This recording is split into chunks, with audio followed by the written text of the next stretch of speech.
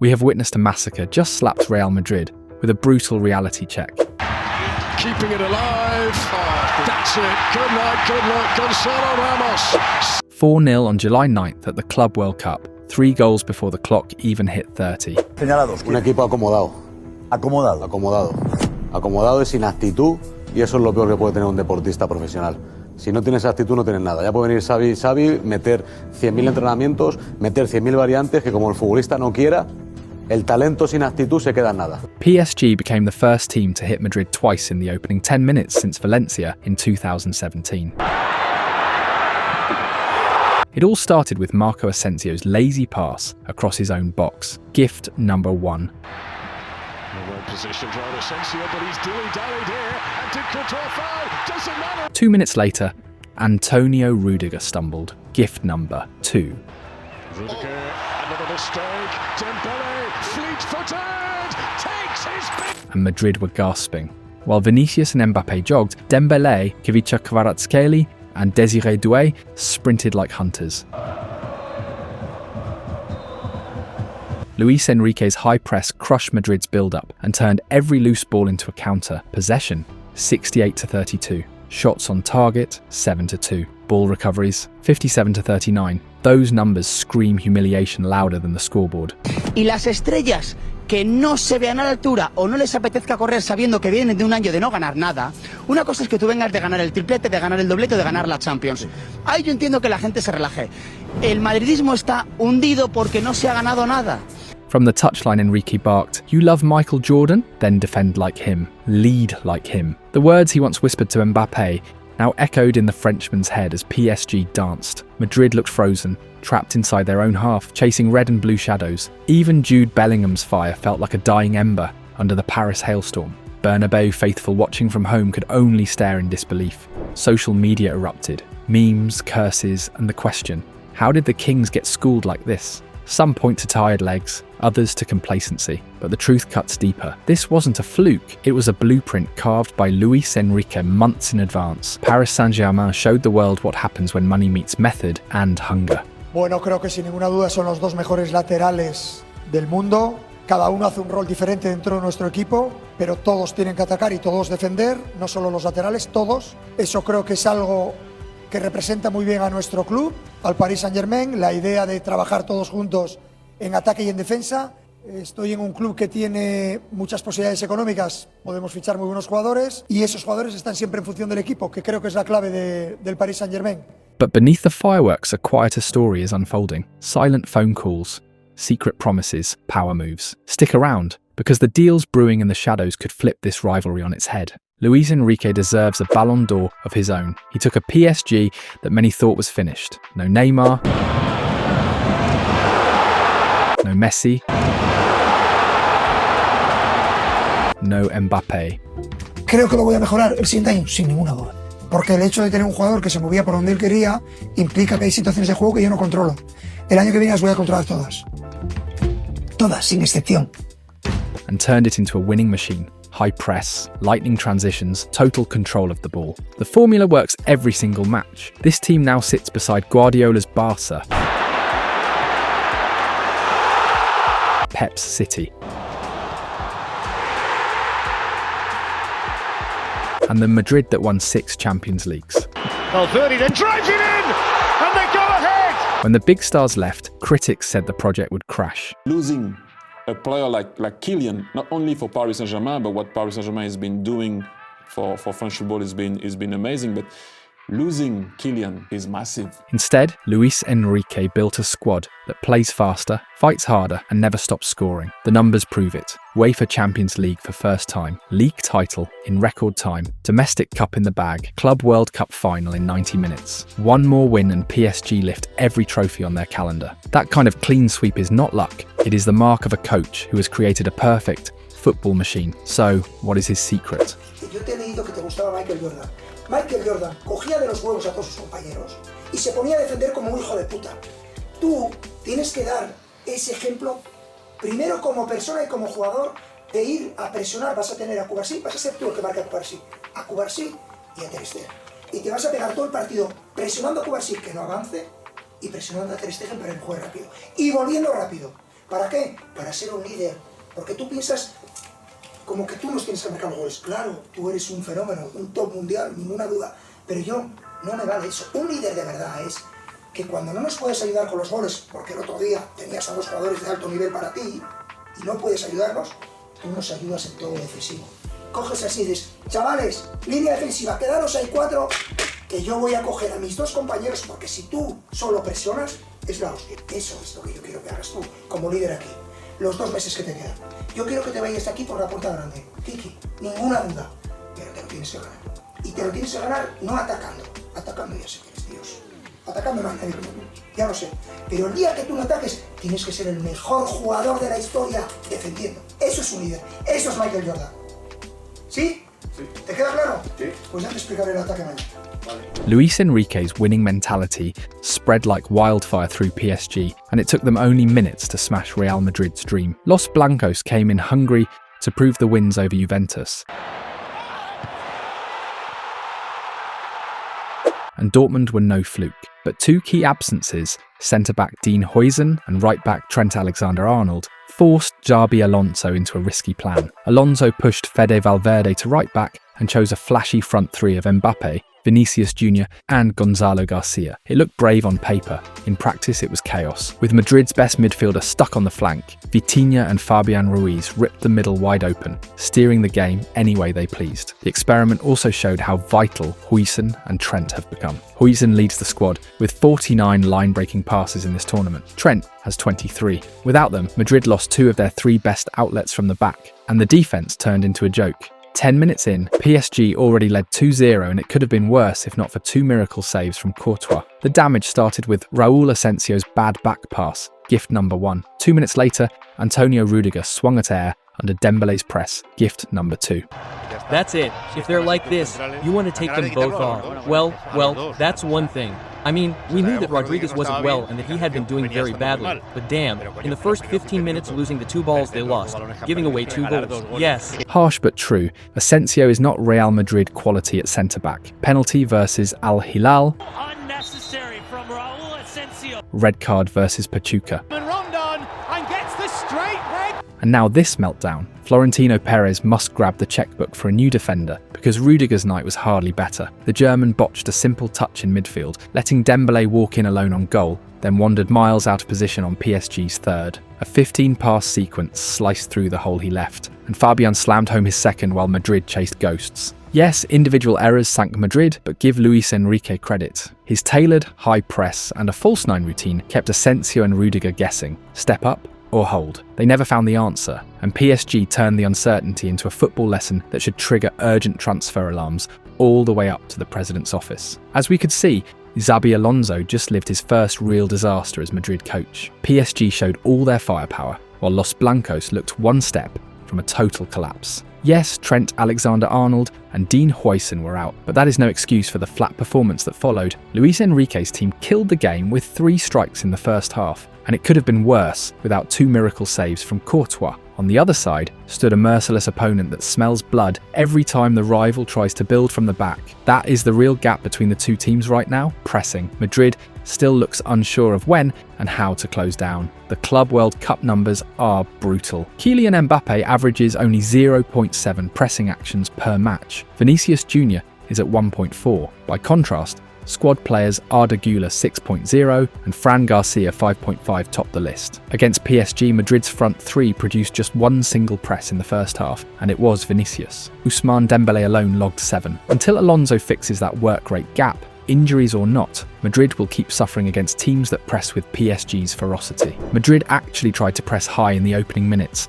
They pushed toward Donnarumma, hoping to rattle Luis Enrique's build-up. But the pressure never reached full throttle, and the plan unravelled the moment PSG landed their first 2 hammer blows. Once those quick goals went in, Madrid's front line shut down. Mbappe, Vinicius, and Gonzalo Garcia stopped closing lanes and drifted, watching the ball rather than hunting it. In that vacuum, Vitinha took over, dictating the tempo with calm touches and easy angles. Every PSG possession became a training drill, red and blue shirts recycling the ball, while white jerseys chased shadows. Madrid's numbers look a bit better if we switch the lens from presses to turnovers forced. Still, the split is telling. Mbappe sits last among the starters, causing only 1.3 opponent losses per 90 minutes. The Frenchman doesn't really run. What Bellingham was trying to do and what your 9, hey, Mbappe is supposed to do.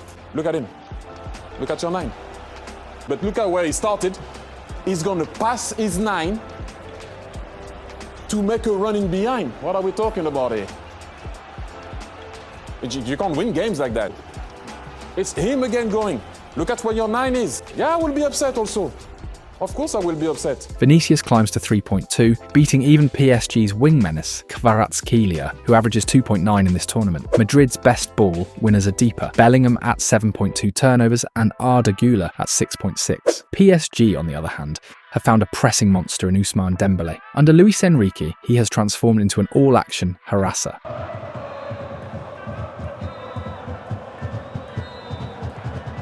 Matching Achraf Hakimi at 7.6 turnovers per game. That stat is even scarier when you remember PSG keep the ball 67% of the time, second highest share in the competition, so they have far fewer moments without possession to press at all. Dembele's impact was so obvious that Courtois mentioned it afterward. I told him he presses a lot and he just said, that's the job. For Madrid, the takeaway is clear. If your keeper is praising an opponent's work rate, your own forwards aren't doing enough. High pressure is becoming Madrid's kryptonite. This was the third time this season multiple defensive errors under a rival press have ended in goals. 3 in the first half against Barcelona in the La Liga clash on May 11th.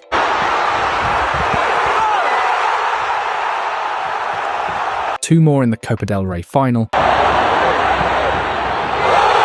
And now this meltdown versus PSG. Look closely at what really triggered those Asensio and Rudiger mistakes. From the first whistle, PSG pressed high as one tight unit out of a 4-3-3. In midfield, João Neves, Vitinha and Fabian Ruiz jumped straight onto Aurélien Tchouaméni and Arda Güler, smothering Madrid's two outlets before they could turn. Out wide, Ousmane Dembélé and Désiré Doué curved their runs to funnel every pass into dangerous central traps. The plan worked to perfection. PSG stole the ball 4 times inside Madrid's half in the opening 10 minutes, and 2 of those steals became goals. Fabian's opener after Asensio's bad touch, then Dembele's strike when Rudiger whiffed under pressure. It wasn't random, this was a press mapped out to the millimetre and executed at full speed. Madrid's response to that organised press was an alarming disconnect. Kylian Mbappe and Vinicius Jr. never closed PSG's first build-up line, so the whole team dropped into a passive, stretched mid-low block. That left Aurélien Tchouaméni isolated against wave after wave of Paris attacks. The holding midfielder got no help from the wings or the number. 10 Lehmann was always a step late when he tried to jump on the free man, whether it was Vitinha slipping inside or Nuno Mendes pushing high. With no clear defensive automatisms, Xabi Alonso's 4-3-3 fell apart. The stat that sums it up, Real Madrid completed only 116 passes in the attacking half during the entire first half, a tiny number for a team built on possession and territorial dominance. On the flip side, Luis Enrique locked down midfield control. João Neves held the base, while Fabian Ruiz and Vitinha took turns dropping to help and bursting forward. That constant movement left Madrid's midfield and front line chasing shadows. They never broke PSG's first creative links. Fabian, who struck twice, picked the perfect moments to surge from the second line and arrive unmarked. Vitinha set the tempo, completing 84 passes at 91% accuracy, the heartbeat of a side that finished the night with 68% possession. With the centre secure, PSG staggered their interior circulation, then flipped play wide. That created clean 1v1s for Ousmane Dembélé and Ivica Kvaratskhelia, who shredded Madrid's fragile block once the ball reached the flanks. Madrid's midfield never found balance. Arda Güler looked outpaced and outmuscled, while Jude Bellingham kept dropping deep just to touch the ball and start moves. The English star, normally a force, seemed like a rookie, lost, barely running, and leaving wide defensive gaps that PSG walked through again and again, with Tchouaméni stranded alone in the anchor role and the wingers refusing to tuck inside for defensive help. Those gaps only grew. Every time Madrid tried to reset, Vitinha or Fabian slipped into the open lanes and kept Paris cruising. The problem got worse because Fede Valverde was stuck at right back to cover Trent's injury. Without Valverde's usual energy in midfield, the zone became a tactical black hole, one that Vitinha and his partners exploited without mercy. Luis Enrique's genius also showed in how PSG managed space. When they built out, the backline often morphed into a three. Achraf Hakimi and Nuno Mendes pushed high beside the centre-backs, while Vitinha slid across as an interior pivot. That wide stretch pulled Madrid's shape apart from the flanks first. Up front, Kivicha, Kvaratskhelia and Ousmane Dembele kept swapping roles, one moment hugging the touchline, the next drifting inside. They left full-back Fran Garcia and makeshift centre-back Raul Asensio, guessing which channel to close. PSG already ruled the midfield, but the real damage came in the half spaces. Time after time, Mendes or Hakimi popped up as the free man between Madrid's lines, especially on inside runs. Those open lanes turned simple passes into clear chances and reminded everyone why Luis Enrique's side is the most space-savvy team in the competition. Positional chaos was plain to see in Madrid's front line. Mbappe and Vinicius stood high, detached from any interior play, waiting for long balls that never came, easy for Luis Enrique's backline to read. Gonzalo Garcia became a lonely reference point at centre-forward, touching the ball just 8 times in 70 minutes and barely combining with anyone. Because Xabi Alonso's side couldn't link passes or occupy the inside and outside channels rationally, every defensive transition left them lopsided. PSG broke forward, Madrid scrambled back, and the structural gaps in both width and depth kept reappearing all night. Luis Enrique has turned PSG into a hard-working unit without the ball. Dembele and Kvaratskhelia didn't only attack, they sprinted back with perfect discipline, sealing the inside lanes that Güler and Bellingham love to use. Behind them, João Neves stayed glued to the space just in front of the back line, always balancing the forward runs of Vitinha and Fabian Ruiz. At the heart of the mid-block, Marquinhos and Lucas Beraldo stepped up together, squeezing Real Madrid tighter every time the ball went backward or out to the flanks. The payoff: Gianluigi Donnarumma faced just 3 real shots all night, proof of the collective wall PSG built around their box. In short, that brutal afternoon at MetLife should be a wake-up call for Mbappe, Bellingham, Vinicius, Asensio and the rest. They must start doing the dirty work for the team. It wasn't only the press that killed Madrid, their own build-up betrayed them. Once PSG scored twice in the first 9 minutes, panic set in. During the opening half, Madrid lost the ball 5 times in their own half. 2 of those giveaways became Fabian's opener and Dembele's strike. After the break, the rhythm felt a bit better, yet the mistakes grew. 8 more turnovers near Courtois' box. Until every star adds effort and calm on the ball, nights like this will keep haunting Xabi Alonso's Madrid.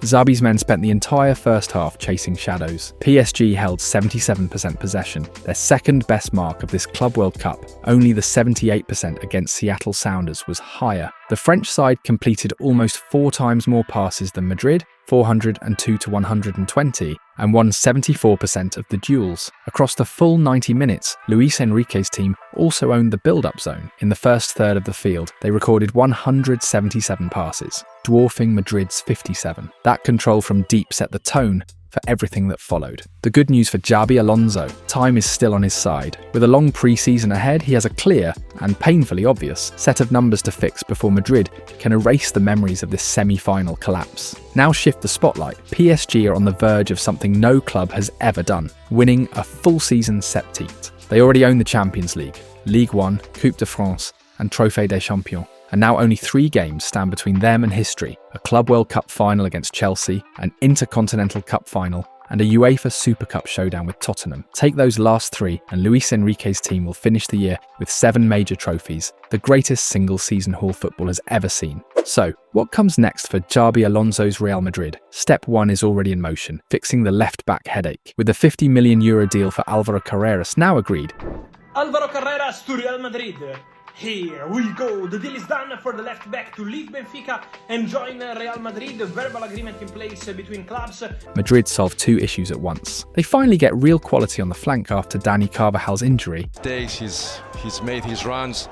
And Federico Valverde can return to his natural midfield role. All that remains is for Manchester United to confirm they will not trigger their buyback clause. Once that green light arrives, expected this Friday, Madrid will unveil Carreras and tick the first item off their summer rebuild list. The second crisis Xabi Alonso must solve is the one Madridistas fear most: the Vinicius Mbappe problem. Inside the club and out on the streets, the verdict is the same. Right now, the 2 stars don't fit. Their flop against PSG made it painfully clear. Alonso's popular front 3 of Mbappe, Vinicius and Gonzalo Garcia only expose deeper issues that appear whenever the Brazilian and the Frenchman share the pitch. Alonso se ha equivocado. Ha hecho una alineación política, poniendo juntos a Mbappé, Vinicius y Gonzalo. A partir de ahora, eso ya no vale. Xavi, toca señalar, toca retratar. A year ago, before Mbappé signed, people already wondered how two left-wing kings would coexist. Back then, Vinicius ruled that flank as the game's most explosive dribbler, while Mbappé kept saying left wing was his favourite spot ahead of centre forward, a debate that raged at PSG and inside the French squad. Today, positions are fixed. Vinicius stays wide left, Mbappé plays through the middle. The new question is effort. Can Alonso's Madrid afford two attackers who barely press? Both walk around like untouchable superstars, waiting for service, then trying to dazzle in attack. Los kilómetros que corre el equipo del Real Madrid tiene que ser siempre más que el rival. When illness sidelined Mbappé and Garcia partnered Vinicius up front, Madrid's defensive metrics improved sharply. Ernesto Valverde once said about managing Lionel Messi, having one player who doesn't press is fine, having two is impossible. Madrid are living that lesson. The Galactico project is wobbling, and the board won't let it crash. According to Marca, club directors will meet directly with Vinicius to ask what's wrong and where he sees his future. His contract extension is practically done, but he'll need a serious change of mindset if he wants to stay at the Bernabeu for years to come. Por lo tanto, yo tengo claro lo que debe hacer Xavi. Las estrellas que no quieren correr, al banquillo. Y si no, que levante la mano y que pida ser vendidas. Pero este Madrid no puede ser. Y eso, Josep, que el PSG es un equipazo, ¿eh? Pero por muy equipazo que sea el Paris Saint-Germain, al Madrid 4 y el baño que no han sido 8 de milagro no puede ocurrir nunca. Jamás. Another headache for Alonso. Raúl Asensio wrecked his own momentum. This Club World Cup gave Madrid a rising star in Gonzalo Garcia, but it cost them Asensio. The young centre-back came into the tournament riding high. Solid league displays had earned him real trust and a contract extension to 2031. But in the World Cup his form fell off a cliff, and the PSG disaster has left his future in doubt. On paper, Alonso has a crowd of centre-backs: Rudiger, Asensio, Alaba, Militao, Huijsen, plus Tchouaméni as an emergency option. 6 men for 2, maybe 3 spots, and Vallejo has already been shipped out. Yet PSG exposed glaring flaws: Rudiger's and Asensio's poor touches, Alaba's fitness doubts after 2 injury-stretched seasons. In truth, only Militao and Huijsen look like sure things right now. That is why Madrid are quietly sounding out Ibrahima Konate. Alonso likes the idea of a back three that lets his wing-backs push high, and the Liverpool defender fits that plan. The deal won't be easy, but inside Valdebebas no one is ruling it out, because shoring up the heart of the defence has suddenly become priority number 1. Real Madrid under Xabi Alonso is wounded, yes, but never count Los Blancos out. This club turns pain into fuel and comebacks into legend. The Bernabeu has roared back from darker nights than MetLife's massacre. New signings will arrive, old stars will rediscover their hunger, and the crest will demand redemption. Yet across the horizon rises a different kind of storm: Luis Enrique's PSG. They play at a speed with a unity, and with a pressing fire the sport has rarely, if ever, seen. 4 trophies are already banked. 3 more sparkle within reach. History bending toward a septite. We are witnessing 2 stories at once: Madrid on the edge of reinvention, Paris on the brink of immortality. One giant bleeds but still breathes. The other blazes a trail no club has travelled. Football's next chapter will be written where those paths collide, and none of us should dare look away.